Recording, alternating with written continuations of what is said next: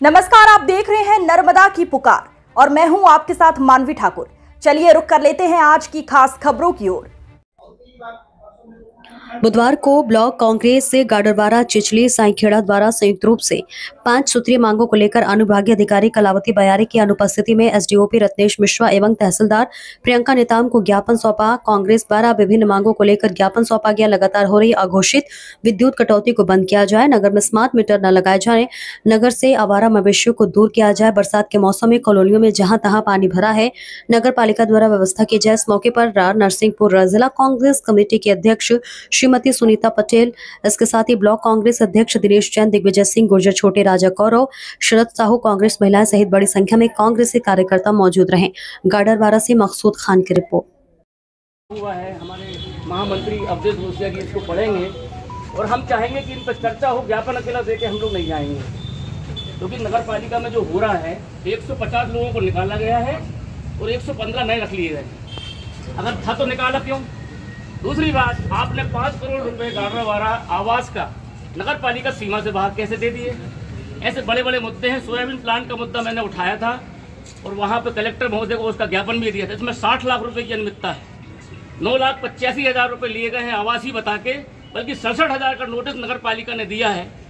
शहर में आवारा पशु इस तरह घूम रहे हैं, पूरे शहर में आवारा पशु बैठे हैं। 8 घटना हो रही है।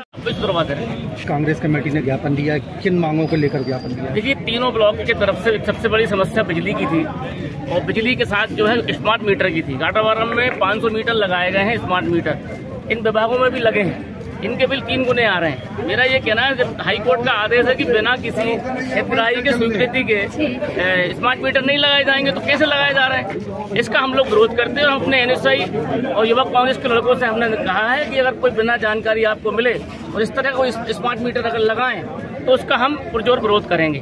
साथ साथ गाडरवारा की यातायात व्यवस्था और जो पशु आप देख रहे होंगे, आवारा पशु बहुत तादाद में यहाँ पर हैं। नगर पालिका में 150 कर्मचारी निकाले गए, 115 नए लगा लिए गए। जब आपको जरूरत थी कर्मचारी की तो फिर आपने निकाले क्यों? निकाले तो फिर लगाए क्यों?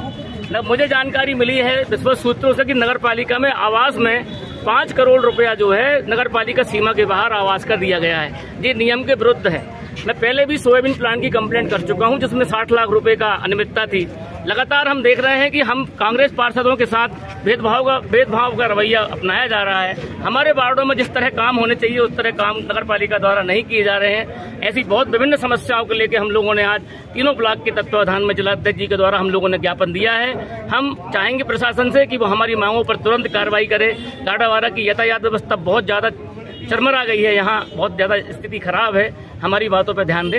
प्रशासन से जो बात हमें आशीर्वाद दिया है, पुलिस विभाग के सम्मानित डीएसपी महोदय भी थे, गाडरवारा नगर पालिका का सीएमओ भी थे और तहसीलदार महोदय भी थे। उनने आश्वासन दिया कि हम इस पर तुरंत कार्रवाई करेंगे। यदि मांगे पूरी नहीं होती तो आगे हम लोग तो अब लगातार धरना प्रदर्शन करेंगे। नहीं मानेगा तो नगर पालिका का घेराव करेंगे। हजारों लोग नगर पालिका का घेराव करेंगे अगर हमारी बात नहीं मानेंगे तो। आज कांग्रेस कमेटी ने ज्ञापन दिया है, क्या थी मांग? हमारी कांग्रेस कमेटी की हमारे साथी दिनेश भाई ने नगर पालिका से संबंधित जो मुद्दे थे, जो समस्याएं थी, उनके बारे में मांग की है। चूँकि हम लोग ग्रामीण क्षेत्र से आते हैं, इस समय किसानों की जो स्थिति है बहुत खराब है।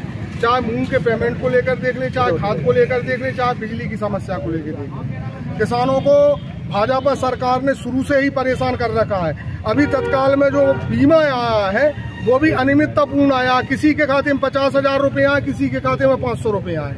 समझ में नहीं आ रहा है कि ये सरकार किसानों के लिए क्या कर रही है।